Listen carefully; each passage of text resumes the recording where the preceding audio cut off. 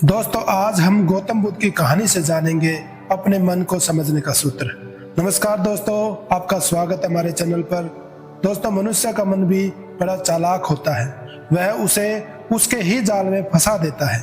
हर व्यक्ति के अंदर बहुत सारे अंधविश्वास होते हैं और ऐसा नहीं है कि हर अंधविश्वास गलत होता है।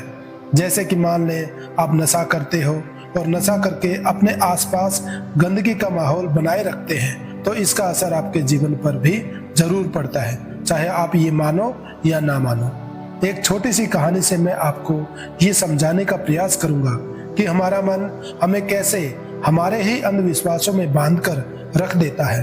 तो चलिए कहानी शुरू करते हैं। एक बार बुद्ध एक नदी के किनारे से गुजर रहे थे और सर्दियों का समय था। सभी लोग मार्ग पर मोटे मोटे वस्त्र ओढ़कर चल रहे थे।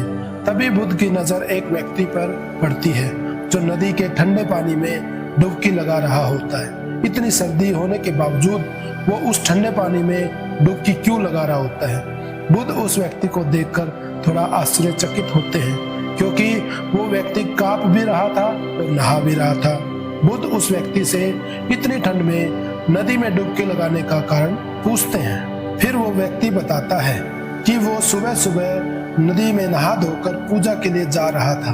तभी उसका पैर एक मेंढक पर पड़ गया और उसके कारण से वो अपवित्र हो गया और इसलिए पवित्र होने के लिए नदी में डुबकी उसने लगाना शुरू कर दिया। बुद्ध उस व्यक्ति की बात सुनकर मुस्कुराते हैं और उससे पूछते हैं, क्या तुम मुझे बता सकते हो कि वो मेंढक कहाँ रहता है? वह व्यक्ति बोलता है, पानी में। फिर बुद्ध कहते हैं, जब तुम इस पानी में डुबकी लगाने से पवित्र हो सकते हो, तो वो मेंढक तो हमेशा से ही इस पानी में ही रहता है, तो वो मेंढक तो पहले से ही पवित्र होगा। उसके छूने से तुम अपवित्र कैसे हो सकते हो? उस व्यक्ति को बुद्ध की बात जचती है और वह पानी से बाहर निकल आता है। बुद्ध उस कांपते हुए व्यक्ति को एक वस्त्र उड़ाते हुए कहते हैं कि अंधविश्वास किसी बात पर मत करो जब तक कि वो तुम्हारे खुद का अनुभव ना बन जाए।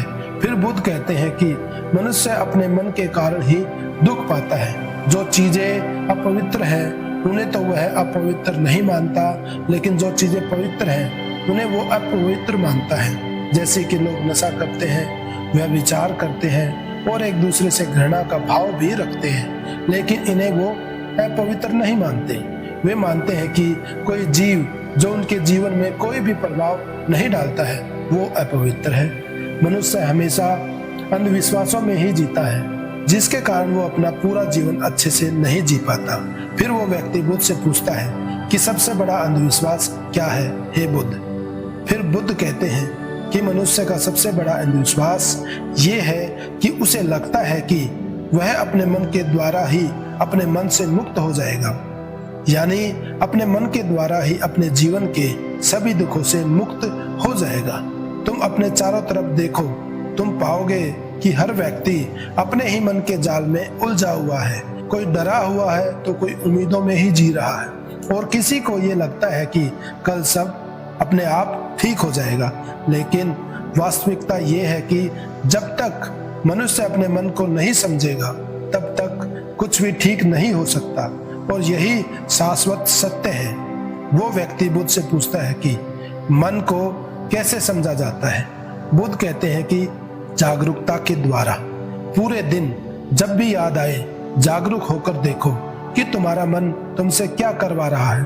तुम्हारा मन बार बार तुम्हें भुलाने का प्रयास करेगा, लेकिन तुम्हें बार बार प्रयास करते रहना है।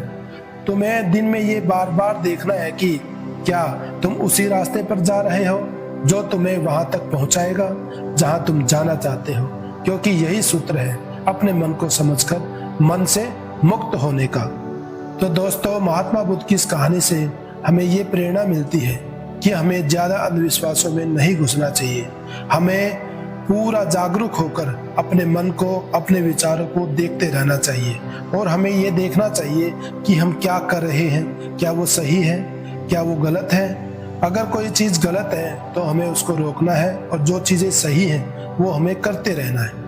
तो धीरे धीरे हम लोग अभ्यास के द्वारा अपने मन को समझना और पढ़ना सीख जाएंगे और जब भी हम जागरूक होकर कोई भी काम करेंगे तो तो हमें ये पता रहता है कि हम क्या कर रहे हैं। तो इससे धीरे धीरे आपके जीवन में अच्छे काम आपके बढ़ने लगेंगे और बुरे काम कम होने लगेंगे।